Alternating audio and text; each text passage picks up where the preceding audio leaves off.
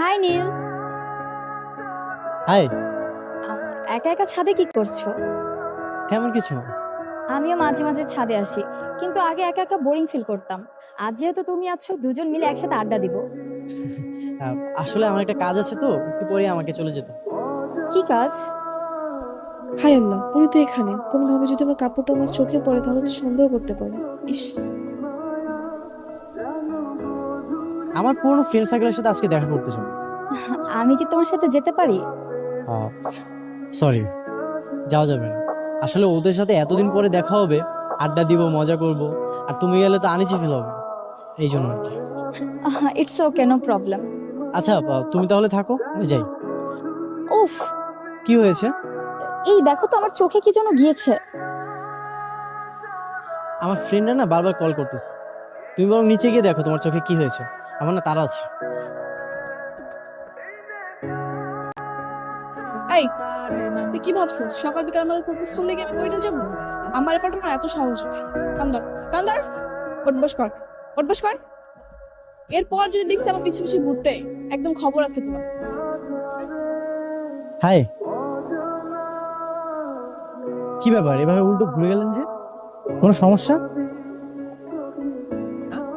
না, কি বলবেন বলেন। ও, আমরা কথা বলতে আসলে এফটিজি, আর উনি যে আসলো, কি বলেন বলেন। আহা, কি প্রেম। এবার কিন্তু তোর জুতা দিয়ে পিটাবো, যা। ওরা কি আপনাকে এভাবেই সারাদিন জ্বালায়? হ্যাঁ, ওই একটু একটু। আমি তাহলে এখন আসি।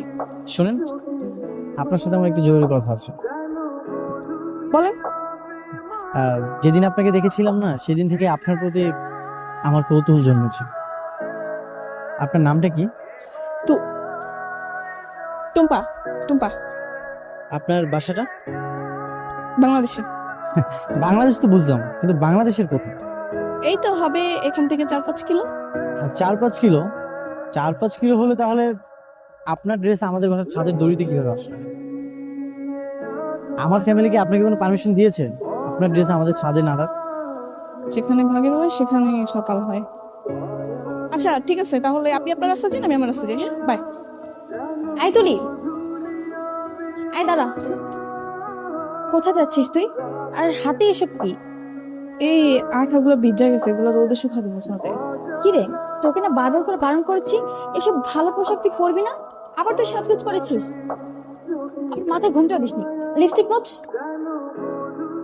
এই লাইলা, সাজগোজ আমি বের করছি।